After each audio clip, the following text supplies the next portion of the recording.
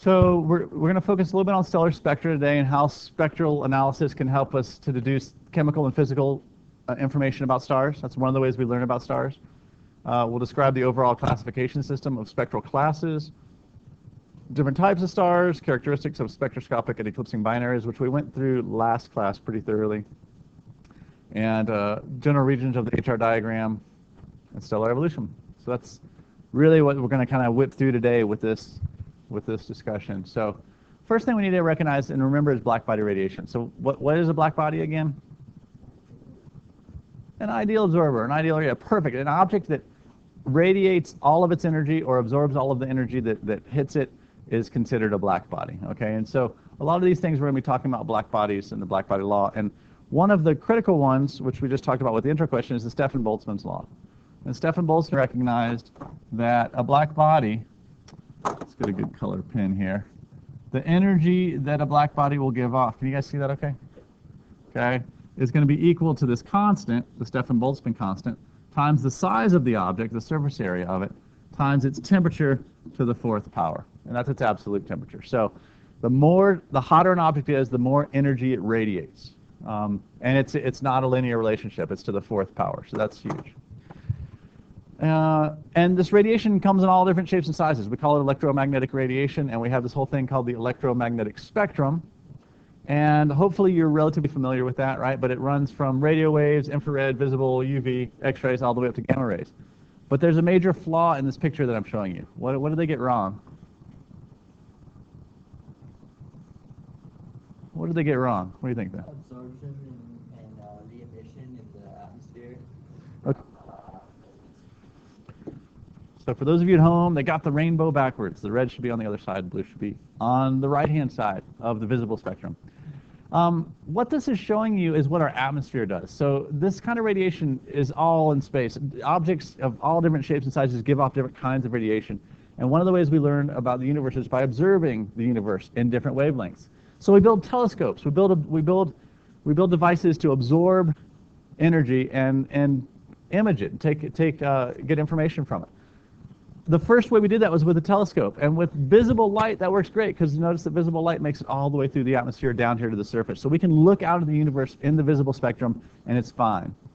We can also do that in the radio spectrum and a little bit of the infrared spectrum, but mostly radio waves and visible light. If you're going to build a telescope here on the surface of the Earth, it should be looking for visible waves and radio waves. If you built an X-ray telescope, something to look out at space and try to absorb X-rays from space, here on the surface of the Earth, you would be sorely disappointed, because X-rays don't make it to the surface. They get absorbed by the atmosphere, as do gamma rays, as does UV light mostly, and infrared. So with the advent of like rockets and things, we've been able to build telescopes that can observe in those wavelengths by putting them outside of the Earth's atmosphere and putting them in orbit around the Earth and looking at objects in the X-ray or in the gamma ray spectrum. And that has allowed us to learn a lot more about the universe as well. So it's all out there, but also, so that's one whole thing about the range of the electromagnetic spectrum. There's another law, we just talked about Stefan-Boltzmann's law. There's another law called Wien's law. And what Wien discovered was that when objects radiate energy, Stefan-Boltzmann told us that the amount of energy given off is proportional to T to the fourth. What Wien recognizes that the type of energy given off varies in wavelength. So when something is radiating an energy, giving off energy, it doesn't give it all off at one wavelength. It gives off a whole smattering, a whole range of energies. And those range of energies fall into a bell-shaped curve. There will be a wavelength that an object will emit at most of its energy, and then everything else it does in a lesser amount. And Wien looked at this relationship very carefully and noticed that the hotter the object, the shorter the wavelength that peak will be. So there's a bell-shaped curve of energy being given off by objects, and if the object is hotter, that peak will move towards shorter and shorter wavelengths. He also recognized that the overall energy given off is equal to the area under these curves that we're getting ready to look at. And then there was a mathematical relationship that he found. But the peak wavelength, the wavelength at which an object gives off most of its energy, is inversely proportional to the temperature. And it's a very simple mathematical relationship. So that if I look at a star and I analyze the energy coming to us from a star and I figure out at what wavelength most of the energy is coming to us, then I can tell you the temperature of that star. Okay? So this is a very simple way to determine the temperature of objects using Wien's law. So here's a picture that kind of outlines Wien's law pretty nicely. Here are 3 different objects at different temperatures. The black lines show you the energy given off by 3 different temperature objects. Notice the y-axis, they say relative brightness. You can think of it as intensity. How much energy is being given off at a given wavelength. The x-axis is wavelength. Okay? So the 4,500 Kelvin object, notice that its curve is shorter, so it's not giving off as much energy. And it has a peak that's kind of in the orangey red part of the spectrum. So an object that is at that temperature, a black body that's at 4,500 Kelvin, will appear orangey reddish to us. And we look out in the sky, we see stars that are orangey reddish, we know that they're cool stars. So are stars. Stars are pretty good black bodies, yes. We consider them to be black bodies, so they're pretty good. Okay. A 6,000 Kelvin object, notice 2 things. The curve is larger, therefore there's more total energy being given off, and the peak is at a shorter wavelength. In this case, the peak is at the green. And then a 7,500 Kelvin object, a lot more energy is being given off because it has a bigger curve, and the peak is more in the blue. All right? So this is why when we look out at stars, they come in different colors. There's red ones, there's yellow ones like our sun, which is kind of hotter than a red one, and then there's blue ones that are super, super hot. But the $64,000 question is this. Notice that a 6,000 Kelvin object peaks at the green wavelengths, and yet there are no green stars. You'll never know, people. You'll never know. If you're at home watching the video, you'll have to look up why there's no green stars. Okay. So notice, there's a lot of stars out there that come in all different colors, but not green. So like Antares is a red star in Scorpio, very cool. Arcturus is in the constellation Boötes. It's a little bit warmer, orange. The sun is a yellow star, right middle of the road. White star is a little bit hotter, like Sirius. And Rigel is a very hot star, it's blue. So a really easy place to see this if you've never seen it, and you don't need special instruments other than your eyeballs. If you walk outside this time of year and you find the constellation Orion, the 2 brightest stars in Orion, Betelgeuse and Rigel. Betelgeuse is red, and it's very red, and Rigel is blue, and and they're right next to each other, and you can oh, that's red, totally cool star, that's blue, oh, that's a hot star, and totally easy to see, okay?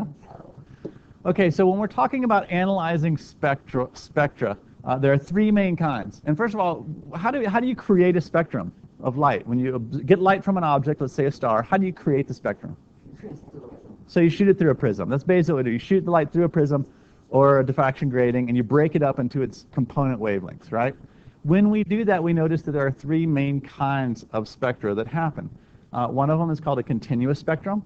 Looks just like a smooth rainbow of color, no gaps, no extra fanciness. And this is what's created from something that's a solid or a liquid or a really dense gas that's glowing. So like our sun would actually give off a continuous spectrum because it's a dense ball of plasma. The light that comes out is continuous. The problem is its atmosphere takes away some of the wavelengths as that light passes through it, okay? But if you look at an incandescent bulb, that's a glowing metal filament. It gives off a nice continuous rainbow of light. The next kind of spectrum is an emission spectrum, sometimes called a bright line spectrum. And it's just individual lines of color. And this will be given off by a particular element if it's in a gas form when it's excited and it's glowing and giving off energy. It'll only give off energy at very specific wavelengths. Hopefully you guys remember this from when we talked about atomic structure, because it was one of the things that helped, like the Bohr model of the atom and all that stuff, where electrons have very specific energy orbitals. The third kind of spectrum is known as an absorption spectrum or a dark line spectrum. And this is just like an emission spectrum, but opposite. If you have a gas that's cool and not glowing, and you pass light through it that is continuous, it will be the atoms in the gas, the molecules in the gas will absorb light at very specific wavelengths. And so you'll have wavelengths that are missing. And this is one of the ways that we can determine atmospheres of stars and atmospheres of planets and things like that, to find out which wavelengths are absorbed. So I'll show you some pictures here of the different kinds of spectra. There's a continuous spectrum. Just looks like a rainbow, right? And again, it's just from a glowing solid, liquid, or a really dense gas. There's a emission spectrum or a bright line spectrum. This is just from a source. And we did look at the gas tubes with the spectroscopes and stuff, right? So you've seen this. And here's an absorption spectrum, okay? Now, this is one of the ways we gather lots of information about objects in the universe. Galaxies, stars, things that are glowing. We can analyze their spectra and learn lots of things about them. One of the first things that we can learn is what it's made of. What elements are there? Because every element has a very specific spectral line pattern. And so we can discover what elements are there. Another thing that we can learn is how hot the object is. So we just talked about how you could use Wien's law and look at the whole range of wavelengths. And by finding the peak wavelength, you can calculate the temperature. But you can also use spectral lines. And this is something that's really just kind of crazy, but different atoms will ionize at different temperatures. And if you have an ionized version of an element, it'll give off different spectral lines than when it's not ionized. And so you can determine by finding out which ions you're seeing how hot the object is. And the relative abundance of different ions can tell you that as well. So spectral lines are another way to measure temperature. And this is probably one of the key things. Spectral lines can also measure relative velocities to us using the Doppler effect, right? So if an object's moving away from us, its spectral lines will all be shifted towards the red end of the spectrum, and you know it's moving away. If it's moving towards us, it'll be blue shifted. And the amount that it's shifted can be used to calculate the velocity of approach or recession. How do you know how much it's shifted? Because you know, it's a great question, how do you know how much it's shifted? You know this, let's say we look at hydrogen. We know the spectral lines of hydrogen from our lab. We measure them, and that's stationary, and those are the stationary spectral lines. And then when you see the same pattern only shifted, you can figure out how it's moving. Notice a couple of different, here's some atomic spectra for different stars. And on the left-hand side here, notice these are the different spectral class stars. O be a fine girl, kiss me. O, B, A, F, G, K, M. So O being the hotter stars, M being the cooler stars, and everything in between. But notice a couple things. Spectral lines, there's hundreds or thousands of spectral lines when you look at a star. So you do have to find the patterns for each particular element and then kind of weed them out of this mass of lines that are in there, okay? And then you'll get different spectral lines depending on the temperature of the star as well. Hertzsprung-Russell diagram, once again, this is a critical piece in terms of our understanding of stars and stellar evolution. We just did this for an intro question, but notice the y-axis. Here they're saying brightness. That's actually not correct, because what is brightness an indication of? Right. Brightness is how much energy we're receiving. And the HR diagram is not about that at all. The HR diagram is about how luminous the object actually is, how much energy it's actually giving off, okay? So brightness is incorrect on here. That should be luminosity or absolute magnitude. Those are our two choices for the y-axis. So the x-axis, let's see if they got that one right. They do. Surface temperature. What is the other thing we could label the x-axis? Spectral class. And the spectral classes going from hottest to coolest, what are they? O, B, A, F, G, fine girl, kiss me. Okay, whew. Those are the spectral classes. It turns out I didn't draw them exactly right because the sun is a G-class star.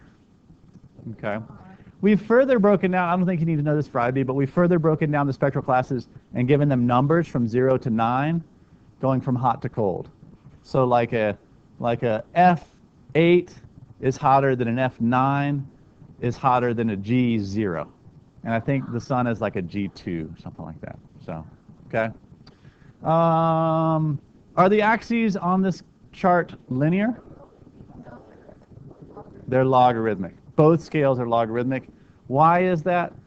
I think it has to do something with the sensitivity of the eye and how this eye is sensitive to light on more of a logarithmic scale than a linear scale, kind of like the ear and the decibel scale is also a logarithmic scale, but I'm not positive about that one.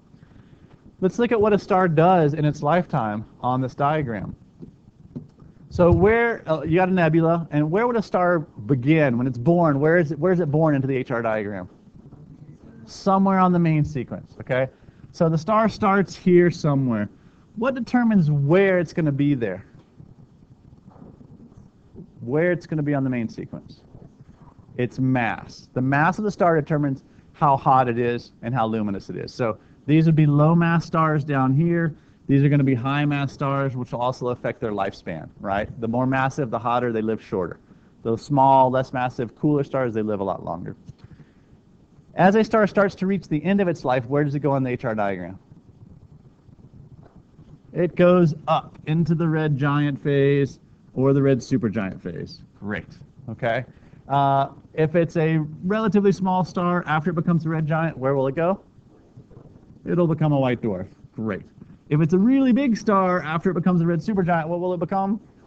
It goes off the scale and becomes a neutron star or a black hole or something. Okay? So that's the general kind of how the HR diagram works and what stars do. Here's another picture of it. A star contracts from a nebula and becomes a main sequence star. And once it starts running out of fuel, it becomes a red giant, red supergiant, as it's burning heavier and heavier elements. Then if it's a relatively smaller star like our sun, it will eventually become a white dwarf and just kind of fizzle out and cool out and become a little chunk of charcoal. So one of the things you need to recognize is after a star becomes a red giant, it loses a lot of mass. So a white dwarf is not the same mass as the red giant that became the white dwarf. It creates a nebula and loses some mass. And if it's really big and goes supernova, it loses a huge amount of mass. And then the nugget that's left becomes the neutron star or the black hole. So the neutron star is a lot more. So let's talk a little bit about the fate of a star. But when a star is on the main sequence, when the star is a main sequence star, it's just fusing hydrogen into helium. That's called the proton-proton cycle, right? Main old hydrogen to helium fusion. And then when the hydrogen starts to run out, other elements start to get fused, basically, okay? The core starts to collapse because the fusion process is stopping. It gets hotter, which then allows it to fuse the helium, which was the ash of the original fusion reactions. Ultimately, you can go through a sequence of this, getting to carbon, getting to nitrogen, getting to oxygen, and all the way for really massive stars, when they become red giants and red supergiants, they can get to fusing up to iron in this way. And with these red giants and red supergiants, they get these layers of elements, the heaviest elements down in the core, and then lighter elements in kind of these onion-like layers as you move out towards the surface. Iron's formed. If you want to form, when you look at the periodic table, there's a lot of elements that are heavier than iron. Those all get created with inputted energy. They don't release energy, so that happens when the star goes supernova and creates those heavier elements. So here's a little picture of the onion-like layer. You can see that it's got iron down in the core, silicon, oxygen, carbon, helium, nitrogen, hydrogen. You don't need to know all those layers, but that's kind of when we're in the red giant or red supergiant phase, the stars start to form these layer-like structures down inside of them. Here's a picture of Orion. There's Betelgeuse up in the upper left-hand corner. And just to give you an idea of the size of Betelgeuse, here's an image of it. Here's the size of the star. Here's the size of Earth's orbit. Okay, Betelgeuse is a huge, huge star. Here's the size of Jupiter's orbit. All right, so Jupiter, this is Betelgeuse, if it was where our sun is, would extend well beyond Jupiter. Okay, big stars. When they become red giants and red supergiants, they're very large, very large. Okay, after it becomes a red giant, it becomes a white dwarf, and a white dwarf is basically about as massive as our sun, more or less, compressed into a space the size of the Earth. Okay, right now, the sun's volume, I don't know off the top of my head. So they're very, very dense. There's no more fusion taking place on a white dwarf. The only reason it's glowing is because it's like a hot, glowing ember that's just residual heat, will eventually cool down and burn out and die off. Here's the maximum mass. And this was calculated by an Indian physicist by the name of Chandrasekhar, and it's known as the Chandrasekhar limit. A white dwarf cannot get bigger than 1.4 solar masses, okay? So remember, the original star was bigger than that, potentially, and it lost some of its atmosphere and created a nebula called a planetary nebula at the end of its life. And then what's left is this little white dwarf that can only be up to 1.4 solar masses. Any bigger than that, and the electron degeneracy pressure is not strong enough to overcome the compressing force of gravity. Gravity's trying to crush it. For a white dwarf, the electrons repel one another enough that keeps it stable. But if it was bigger than 1.4 solar masses, the electron degeneracy pressure wouldn't be strong enough, and it would collapse even further into a neutron star. Okay, so for an average-ish size star like our sun, you can see the general pattern here. It's going to be, and this is up to 8 times the size of our sun. It'll become a red giant at the end of its life. It'll create a planetary nebula and then be left as a white dwarf. And the white dwarf, again, can only be up to 1.4 solar masses. So this goes back to your question, Sarah, that it starts off more massive, but it creates this nebula and loses a lot of its mass. And then what's left is what determines what's going to happen. So these are all planetary nebula. They're pretty nice. They're usually kind of spherical in nature. There's usually a white dwarf near their centers. Here's another really nice planetary nebula with a little white dwarf in there. This one's called the Spirograph Nebula. Okay. If the star on the main sequence is much bigger, let's say 8 to 40 times larger than the sun, okay, then it has a different fate. It becomes a red supergiant at the end of its life. Then it has this violent explosion, supernova explosion, and spews off a lot of its mass. And then what you're left with is a ball of neutrons called a neutron star. And the neutron stars seem to be somewhere, they're bigger than 1.4 solar masses, but somewhere up to about 3 solar masses seems to be the maximum value for neutron stars. Yeah, we got plenty of time. It's like space-time. This is the Crab Nebula, which is a supernova remnant. There's a neutron star in the middle of this thing. It's in the constellation Taurus. It blew up in like 1054, I think. Super, super dense. Neutron stars are so dense, there's just no empty space left in the atom. So you take 1 teaspoonful, and it would weigh like 100 million tons here on Earth. Incredibly dense material. Okay, a neutron star is going to be up to about 3 solar masses, all compressed into the size of a large city. Incredibly dense. The electrons, there are no electrons, there are no protons. Those things don't exist anymore. The electrons have been pulled down into the nucleus and have bonded with the protons and created just a bunch of neutrons. No more empty space left. They don't collapse anymore because the neutron pressure seems to hold them apart, or the Pauli exclusion principle, which says that 2 neutrons can't exist at the same place in the same state at the same time. So they have to stay apart from one another, okay? They're pretty crazy things, and they spin really, really fast. Now, one of the things that you have to recognize is what we call a pulsar is just a special neutron star that's oriented in just the right place. All neutron stars are spewing energy out their magnetic poles, and they're spinning. And if they're aligned just perfectly so that pole, that energy, that beam of energy is aimed towards the Earth, then we'll receive pulses of energy from them as they spin, and we call them pulsars. But they're the same thing. A pulsar is a neutron star. So here's a picture of it that helps kind of see that. Really, really dense, really strong magnetic field, rotating around really rapidly, okay? So this beam of energy is spinning around, and if it happens to be aimed towards the Earth as it spins, we'll get these pulses of energy.